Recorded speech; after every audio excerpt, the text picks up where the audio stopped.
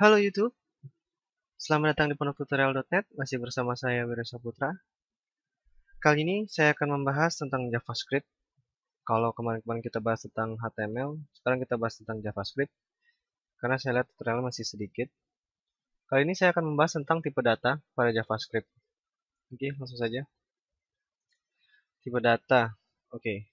Di dalam JavaScript itu dia mempunyai namanya dynamic types, di mana tipe datanya itu bisa integer, bisa string, semuanya itu bisa digabung. Oke. Dan untuk menginisialisasinya tidak perlu menggunakan integer atau tidak perlu menggunakan string, cukup menggunakan var saja, itu sudah cukup. Oke, misalkan saya akan memberikan contoh. Kita buat dulu HTML ya. HTML, kemudian HTML. Oke. Sekarang kita cek script. Kita buat script. Script, script.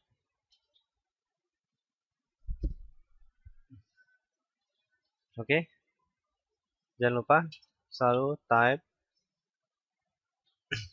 text JavaScript. Oke.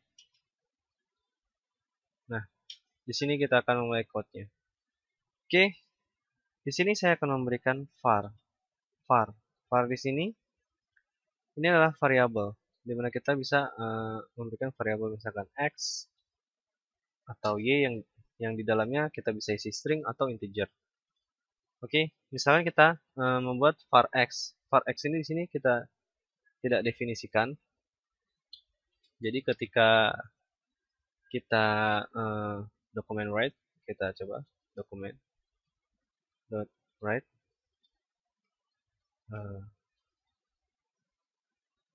dokumen write kemudian x. Oke. Dokumen write kemudian x, kita save di JavaScript. Data tipe data.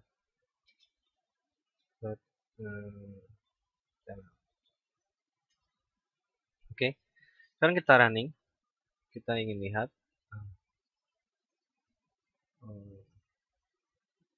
Ya, sebentar, saya cek. Var x, sorry, ini harus di sini, di dalam scriptnya. Save. Kita running.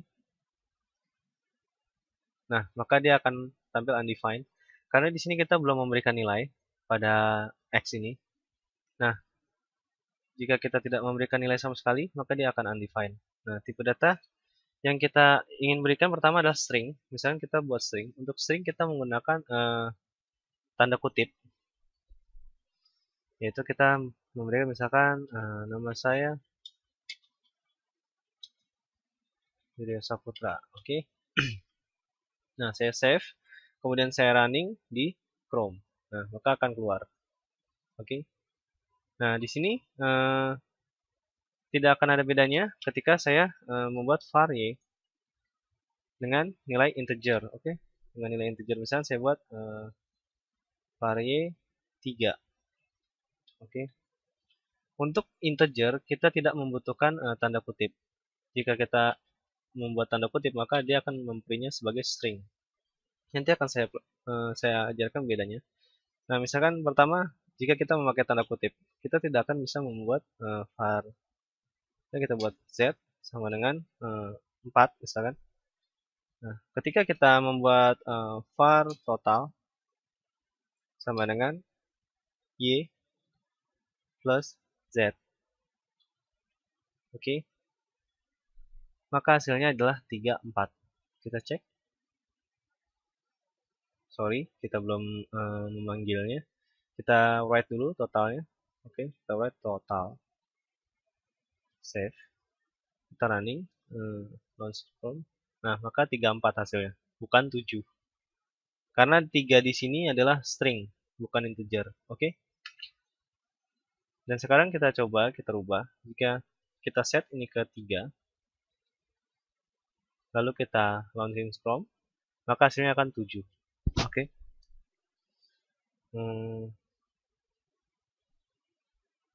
Nah, sekarang kita lanjutkan. Misalkan Itu sudah integer sudah, string sudah. Kemudian ada tipe data, yaitu misalnya kita ingin write in decimal. Write in decimal misalnya kita ingin var misalkan apa ya? Misalkan kita buat k sama dengan 3, 3.4. Oke. Maka ketika kita mencetak k, kita running, maka akan kemudian 3,4. Nah, jadi untuk float, integer, double, string semuanya sama di dalam JavaScript, kecuali Anda ingin memasukkan bilangan pangkat 10 atau eksponensial. Untuk eksponensial kita menggunakan yang namanya a.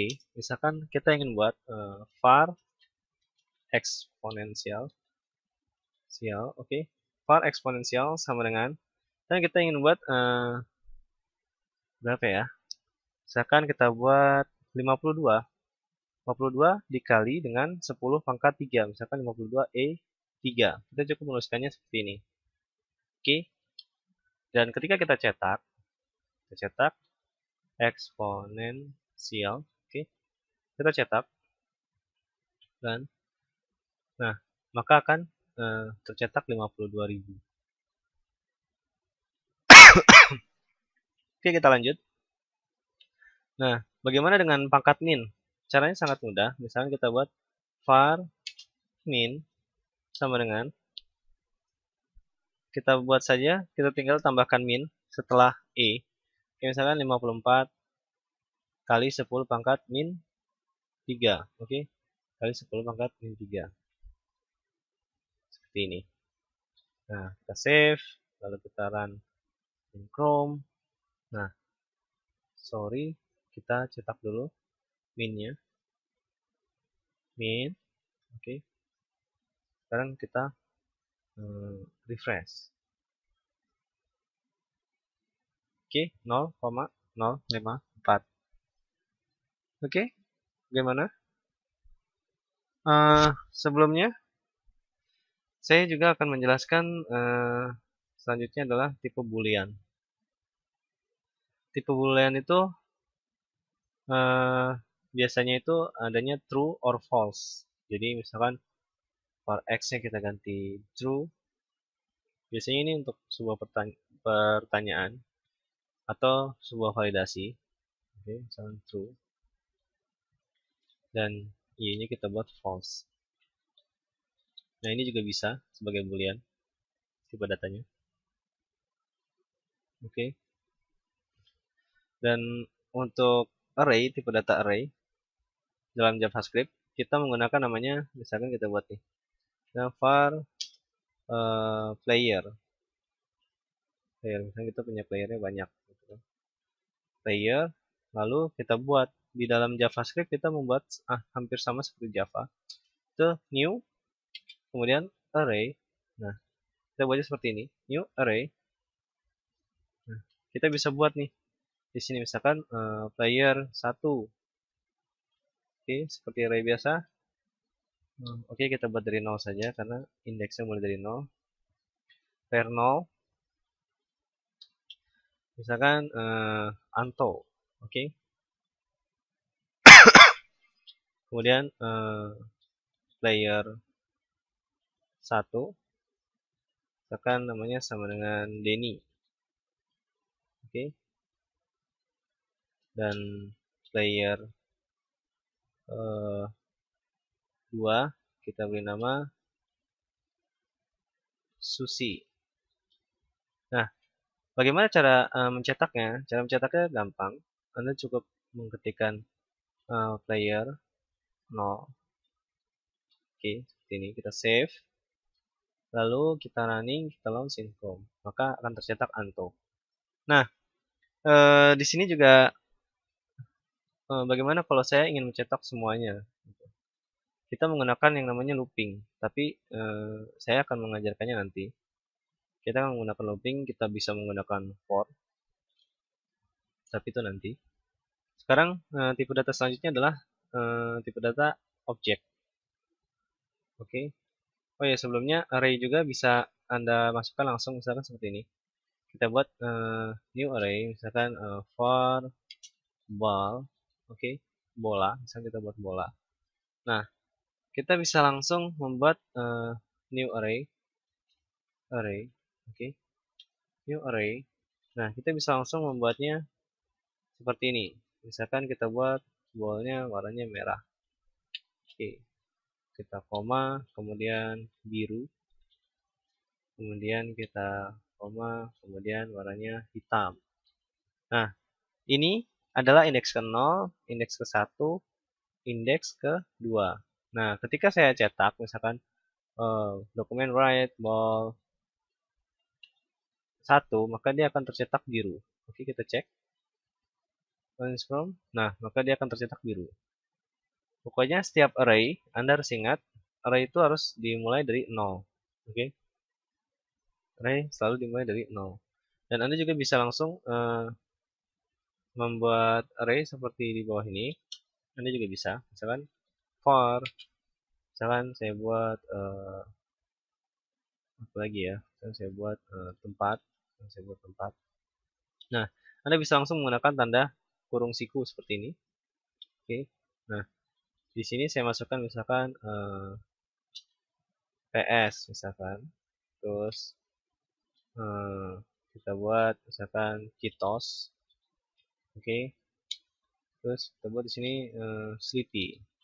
Nah, ini juga sama untuk memwrite-nya. Anda bisa mencetaknya dengan misalkan tempat 1. Kita lihat ini indeks ke 0, ini indeks ke 1. Maka yang tercetak akan Citos. Kita coba run Citos. Ya, oke. Agak banyak ya. Tipe data yang masih ada dua lagi, yaitu objek dan satu lagi adalah define dan null. Oke. Nah, kita mulai dari objek dulu. Oke. Untuk membuat objek pada JavaScript, saya akan mengajarkan banyak materi karena materi ini saya akan padatkan karena materinya sangat sedikit untuk JavaScript. Jadi materinya akan saya padatkan. Dan misalnya kita buat objek orang, oke, var person, oke, person. Untuk membuat objek, kita membutuhkan yang namanya kurung kurawal seperti ini. Dan kita buat misalkan seperti ini ya, kita buat first name atau nama depan deh, supaya lebih gampang. Oke, nama depan misalkan kita buat di sini video, oke. Kemudian last name titik 2, lalu last name misalkan Saputra, oke. Nah, kita udah punya first name dan last name. Lalu bagaimana cara mencetaknya? Caranya gampang. Nah, kita buat ini nama belakang deh, jadi lebih gampang. Oke. Cara mencetaknya seperti ini. Oke. Kita sudah membuat objek person. Berarti ini adalah propertinya dari si objek. Oke. Jadi si objek punya nama depan dan punya nama belakang. Nah, cara mencetaknya adalah dengan mengetikkan person titik. Nah, kita ingin mencetak nama depan, berarti person titik nama depan. Oke, kita save. Nah, maka ketika kita save, kita running, maka akan terprint Virio. Dan ketika ingin kita rubah menjadi nama belakang, nah, kita save, maka ketika kita running, lalu kita launch in Chrome, nah, maka akan tercetak Saputra. Mudah bukan? Nah, ini akan terpakai jika Anda ingin mendevelop JavaScript di Windows 8. Nah, ini Metro Style pakai seperti ini, pakai data seperti ini. Jadi dia dipanggil dengan WinJS. Nanti mungkin akan saya share, tapi tidak semua untuk Windows 8. Tipe data yang terakhir kita akan pelajari yaitu satu lagi terakhir adalah null dan undefined. Undefined itu sama null beda. Kalau undefined itu kita belum mendeclare nih. Misalkan kita var x. Nah, kita buat misalkan kita buat jangan var x, kita buat var i. Var i. Ketika kita write seperti tadi, maka dia akan tampil undefined. Undefined itu berarti tidak terdefinisi, jadi kita belum mendefinisikan di sini. Sedangkan kalau null itu kosong, bukan berarti nol tapi kosong. Dan kita print dokumen dot write. Nah, di sini kita cetak i. Ketika kita cetak i, maka dia akan hasilnya nol. Oke, putra nol. Di sini kita kasih komen. Oke, kita save, lalu kita run, synchrone, maka dia cetak nol. Nah, bagaimana kegunaan ini dalam penggunaan di website? Nanti akan kita pelajari. Saya akan berbagi sedikit demo premium ya tentang penggunaan JavaScript, penggunaan array-nya, penggunaan objeknya. Nanti akan kita pelajari, oke? Sampai bertemu di tutorial selanjutnya. Saya Wira Saputra undur diri. Terima kasih.